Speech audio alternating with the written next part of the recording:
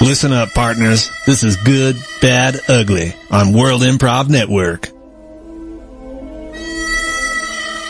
Good evening, everyone. I am Alex. I'm Jim. And I'm Chris. And we are your astute wind counselors to get you through the week with any daily grind issues you're currently experiencing or ones that might be coming up. So let's get right to our first winner. We got Jahir from Mumbai, India, and he writes, Dear Win, recently over 2 million people applied for a job here that it was only hiring 300 people. Any suggestions on how to get a job in such a poor market? I know you want to jump on this one, Jim. Wow. 2 million people applying for a job that's only hiring 300 people. Well, I think the number one thing you got to do is you have to make your resume stand out. How would you do that? I would, go like non-traditional. Mm-hmm. And I'm not even talking like weird fonts or anything. Throw on some glitter. Maybe make your resume into like a rebus puzzle, where you just use pictures to form the words, so they'll really have to take time and look at your resume to understand if you're qualified enough.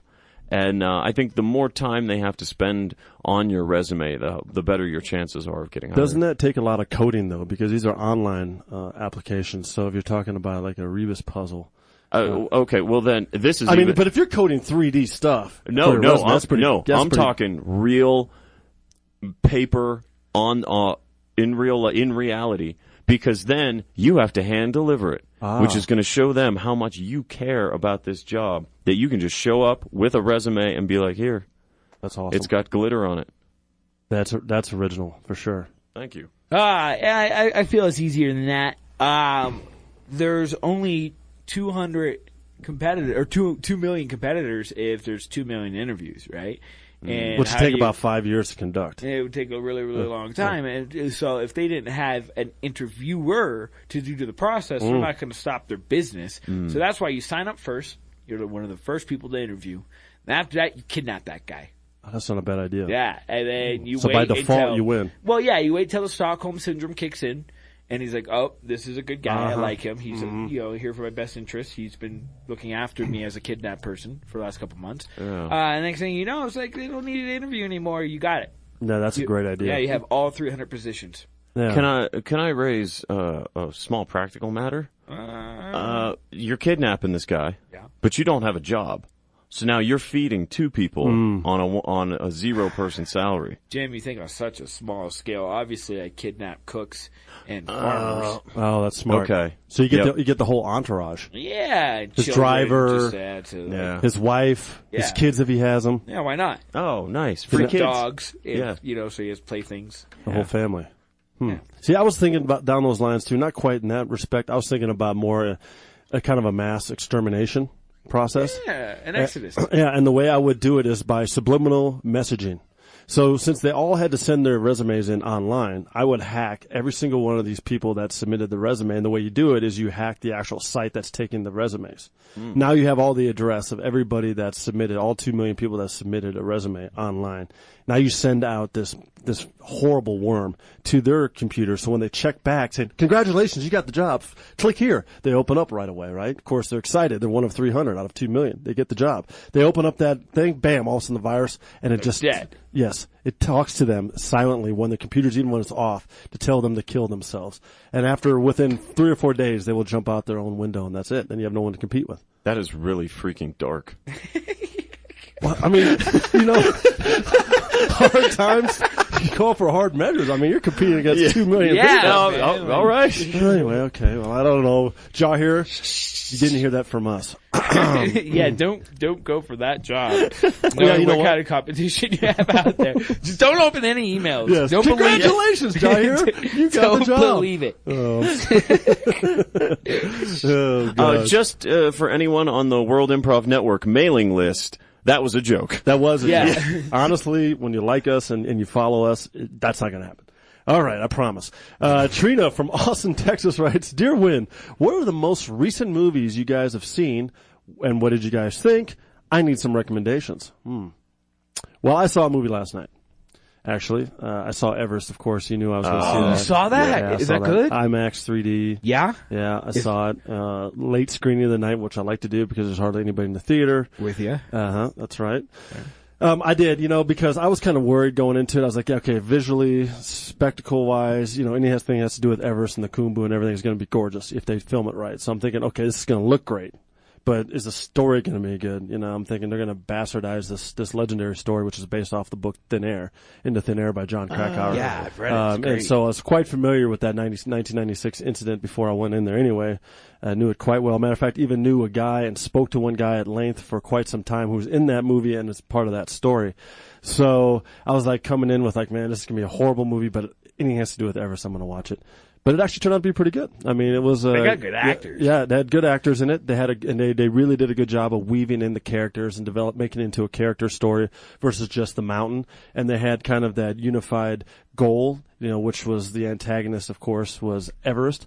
And so they did a good job of doing that versus making a really over the top, cliffhanger, Stallone kind of movie, which I was kind of expecting when I walked in there. Yeah. Cliffhanger. Oh, yeah. I'm sorry.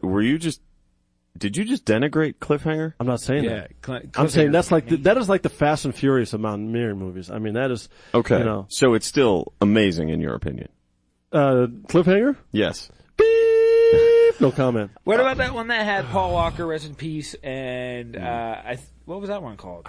I think it was called Into Thin Air. I don't know. Anyway, last movie I saw was a kung fu movie, Last Hurrah to Chivalry. Oh, well, do you recommend it? And what's it about? Well, it's John Woo's directorial debut. Mm-hmm. So it's old school. Very old school, and it is deliciously terrible. Like, don't watch that one, Trina. No, definitely watch that one because it just is like, it just relies on every kung fu trope that there is. Mm-hmm. And it's like a video game. There's like levels of bosses. The sleeping wizard, people. He's a kung fu artist that's better when he's asleep. And so their way to fight them is to try to wake him up. That's awesome. Yeah, isn't that just amazing? That's like Cliffhanger of kung fu movies. Yeah, it's the Fast and Furious. So it's spectacular. Yes. So I recommend it. And authentic. Yeah. Were there doves? Were there doves? No, there has to be doves. There weren't. Maybe that's why it was. That's why you didn't like it. That's why. Well, I loved it. Okay, dude, one thing you have to know about me is I love terrible movies. That's like, I love them better than like Oscar winner. I don't care. Story. Give me random elephant explosions. And give you Godzilla. Yeah. That's what I'm talking about. Godzilla. Jimbo, what do you got for Trina? What was the last movie I saw in the theater? Have I talked about The Tribe already? Tell me about that. Is that the one in Romania, Ukraine, or something? Trina, if you like movies that are bleak, I would check out The Tribe. It's from the Ukraine, and it is set in a deaf school, and it is told all in sign language, and none of it is subtitled. And it's a spectacular work that has a lot to say about trust between people and the trust that is necessary to survive, especially when you have a group that bands together, like those that are deaf, who have to trust the rest of us and the world in general to survive. Sounds like Everest. And it's called Tribe. The Tribe. Yeah. I feel like that is like pointing a giant finger at deaf people. Does Vladimir Putin make a cameo or something? Like, walks into a vineyard in Ukraine, opens a 240-year-old bottle of wine, and just dumps it on the floor out of spite? No, he did not make an appearance. Do you have something you're working out, Alex? Yeah. Working out or working on? Is this yeah, well, it sounds like that's a good movie, at least from a standpoint of, getting emotionally engaged. Right? Mm-hmm. So is Everest, actually. Everest is good, too, I have to admit. And it is very similar to his description that Jim was saying. I mean, you have to trust, to survive, and the whole world out there, which happens to be the mountain, is against you. So, anyway. But let's be honest, if you're going to watch a mountain movie, it's got to be Cliffhanger, hands down. Or the one with Paul Walker that might be named Into Thin Air. Sure that's not Snow Dogs? No. This is one. Vertical Limit. Vertical Limit, yes. Yep, yes, that's what it was. Limit, yes. That was deliciously terrible. Yes, well. that was very, very bad. From one mountaineer to anyone out there, that was pretty bad. It was very, very bad. Yeah. Okay. Now we have Jordy from Buenos Aires, Argentina, and he writes, Dear Win, I heard Argentines eat more meat than Americans. What do you guys think about that? I've heard opposite. I've heard that America is like the only one that has meat as such a dominant part of their food table. Like everybody else, like meat has just always been like the side dish, and it's like vegetables and grains and stuff. So if you're consuming a lot of meat in Argentina, and you think that you consume more, come here and we'll have a 2-pound burger together and see who finishes it. Oh, you just been put on blast there, Jordy. Challenge! Sent out. Yeah, sent out. Mr. Grop himself. Mm-hmm. What do you think, Jimbo? Okay. I mean, you know good what? for you, Argentine. That's actually a true statement. Yeah. Is it really? Jordy is right. Argentina is the only country in the world that eats more meat than us. And a lot big cattle industry down there. Huge. Yeah. Huge. There, Uruguay. Huge. Yep. And I've been to both those places and I ate meat every single day. And living in the Midwest at one point in my life too, where you eat meat and potatoes. I even got sick of the meat down there from eating so much of it. So yeah, it's a carnivore's delight. It's definitely PETA's nightmare. Well, apparently I'm going to go join you down in Argentina. And we'll have a 3-pound burger. That's right. Or go to, one of those burritos and have an awesome experience. I guess my thoughts to Jordy are, here in America, they recommend that around the age of 40, you start getting colonoscopies. But maybe you should start earlier if you're eating all that meat. Like at 22. Yep. Not a bad idea. That's really the only answer that counts there, Jordy. Listen to Jimbo. Again, he always knows best. All right, we got time for one more real quick. Carl from Westminster, keeping it at home here in Colorado. He says, Dear Win, with the 2016 presidential race heating up, can you guys reflect on who were the greatest presidents of all time in your eyes? Wow, okay, that's not a really short answer. I got the short answer. I got it right here. Okay. Clearly, unlike all other presidents, or a lot of other presidents, the best president of all time is Richard Nixon because he's not a crook. I would say Woodrow Wilson because he had a stroke and for a year and a half his wife had to run the country and she was really good at it. Oh. Edith Wilson. I'm going to go with James K. Polk simply because his nickname was the Napoleon of the Stump. Again, Jimbo comes through with flying colors. And we have one more little piece of inspiration for you, Carl, and everyone else and all the other winners out there to get you through the rest of the week known as Horoscope Corner. Love, fortune, status. Let us do your astrological chart.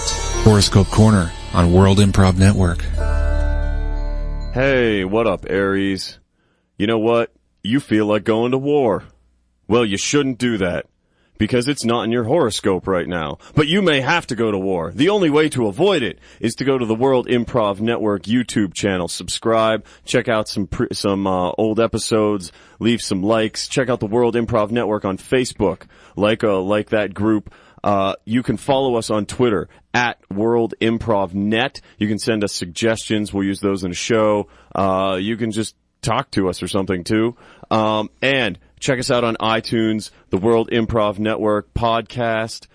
Subscribe, like it, leave some stars, leave a review, and tell your friends about it. Download. And you know what? If you do maybe even just one of those things, you won't go to war. Thanks for listening to Win on KZKO. Don't forget to interact with the cast by sending your suggestions for each segment throughout the week by hitting them up on Facebook at World Improv Network, Twitter at World Improv Net, or the Win KZKO blog. See you next week.